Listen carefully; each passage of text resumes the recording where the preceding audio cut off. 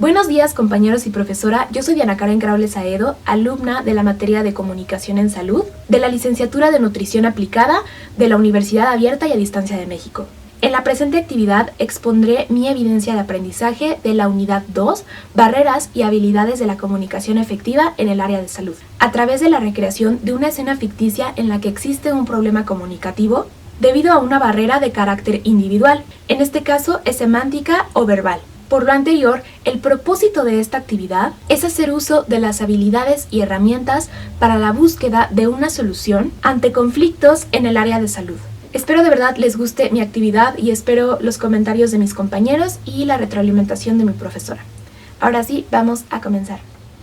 Para hacer más entendible mi ejemplo, daré un pequeño contexto. El padre de una pequeña de 12 años amenazó con denunciar ante las autoridades una supuesta negligencia médica por parte de una cirujana debido a que su hija, tras haber tenido un accidente, sufrió una fractura en la clavícula, pero no le habían operado la clavícula, sino el esternón, y se enteró después de realizar la rutinaria radiografía post-operación. El padre, escandalizado, decidió enfrentar a la cirujana y así empieza nuestra escena. Doctora, no puedo creer que sea doctora. En serio, ¿me puede explicar cómo pasó esto? Se supone que usted iba a operar a mi hija. Mi hija llegó a esta sala, a este hospital, porque tenía fracturada la clavícula. Y ahora resulta que no solamente la operaron mal, que no le operaron lo que debían operarle, sino que además le operaron el esternón. ¿Cómo puede pasar eso en un hospital así? ¿Usted me puede explicar qué es lo que está pasando? Claro que sí, señor Martínez. Con mucho gusto le explico lo que sucedió. Por favor, tome asiento y vamos a hablar acerca de esto. Lamento mucho lo que pasó con su hija, el accidente que tuvo y la clavícula fracturada. Quiero disculparme porque no le avisé a usted lo que íbamos a hacer en la operación. Ese es un protocolo que no seguía al pie de la letra. Nosotros como médicos estamos obligados a decirle a los pacientes y a sus padres, en este caso a los familiares, qué es lo que se va a hacer en la sala de operación o en cualquier procedimiento, y en este caso yo no seguí ese protocolo. Lamento mucho lo que sucedió. ¿Podría darme usted 5 minutos para poder explicarle todo esto? La escucho. Su hija llegó a la sala de operaciones, a la sala de urgencias, con una clavícula fracturada. Era la clavícula derecha.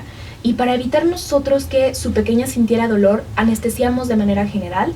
Entonces su hija puede tener por seguro que su hija no sintió dolor. Y nosotros al abrir vimos que tenía una pequeña luxación en el esternón derecho, en la parte superior del esternón. Y entonces operamos primero el esternón. ¿Y por qué operamos primero el esternón?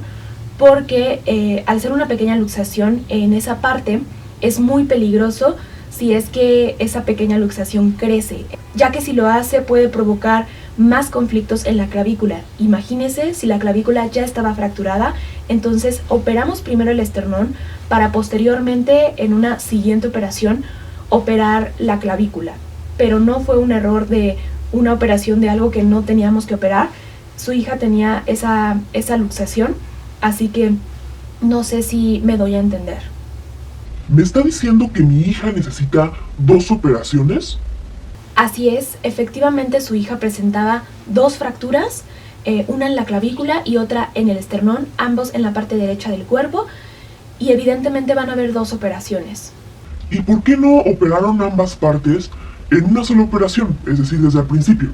Porque la clavícula de mi hija sigue fracturada. Porque el esternón tiene que descansar mínimo unas 72 horas, es decir, 3 días. Así evitamos complicaciones, sangrados y ese tipo de cosas que se nos puede salir de las manos. Y también dejamos que descanse el esternón, que se recupere un poco para evitar complicaciones a su hija también. ¿Me entiende? Entiendo. Y pues, ¿cómo va a quedar mi hija? ¿Va a poder seguir jugando y haciendo cosas de niñas, bailando, no sé? ¿Va a poder seguir haciendo todas esas cosas, mi hija? Claro que sí, señor Martínez. Su hija va a estar muy bien. Es pequeña y los pequeños se recuperan muy rápido. No tiene que preocuparse. Muchas gracias, doctora. De verdad, necesitaba yo escuchar esa explicación. No, de qué. De verdad, muchísimas gracias por haberme escuchado. Y perdón por no haber seguido, como le mencioné, el protocolo de comunicación. En este hospital normalmente solemos hacerlo y no sé qué pasó, no me quiero justificar, pero también atiendo a muchas personas a lo largo del día y olvidé mencionarle el proceso, lo que íbamos a hacer.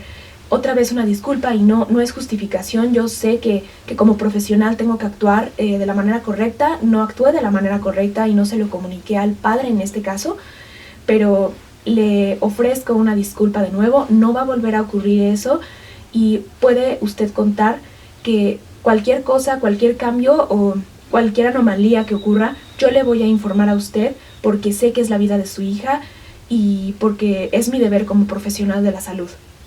Muchas gracias, doctora, de verdad, sí la entiendo, de verdad comprendo ahora lo que me explica. Me hubiera gustado tener esta información antes y no haber llegado así, pues a su consultorio, pero gracias por la explicación, de verdad, y espero que no vuelva a pasar esto.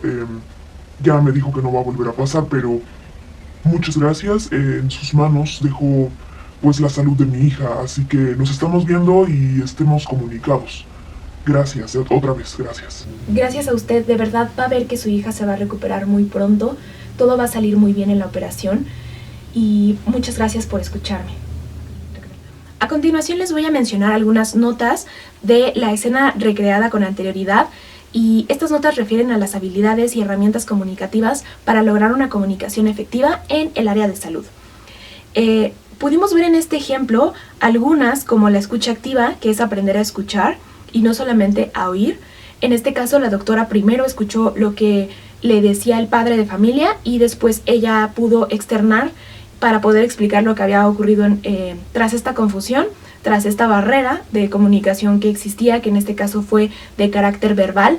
El segundo punto es establecer los hechos, ya que la doctora retomó desde lo que el padre ya conocía, lo que le era familiar, lo que había ocurrido de la fractura con la clavícula de su hija.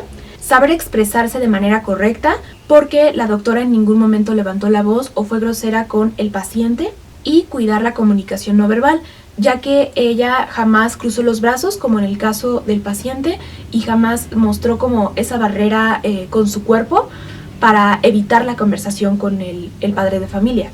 Asimismo, algunas técnicas que también funcionan como herramientas para lograr una comunicación efectiva y que fueron utilizadas para este ejemplo, las podemos ver en 3 acciones. La primera es, si cometemos una falta o un error de comunicación, es importante aceptar y corregir nuestro error. En este caso, la doctora aceptó su error y lo corrigió al comunicarle lo que iba a pasar y lo que había pasado con anterioridad tras la operación de la pequeña, y también no solamente se disculpó, sino que le dijo que no iba a volver a cometer ese error y que usualmente no se cometía eso en ese hospital.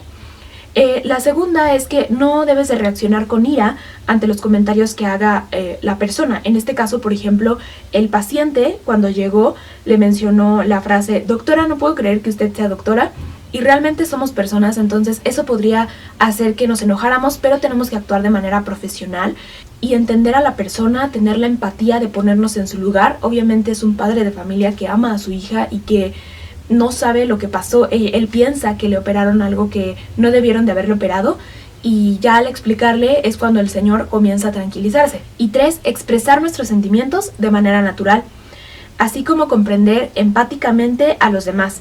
En este caso, la cirujana al final expresó su sentir cuando mencionó que ella atendía a muchos pacientes diario y que no era justificación, pero que entendía por qué él se comportaba de esa manera, porque era su papá, y además le expresó su sentir, pero no empezó con eso porque el padre no iba a ponerse en su lugar si ella comenzaba a defenderse. Entonces ella primero lo escuchó, después aclaró la situación, el conflicto, y ya al aclarar la barrera comunicativa que creó fue cuando el padre comprendió también y ya hubo una comunicación efectiva entre ambas personas. Ahora sí, vamos con las conclusiones.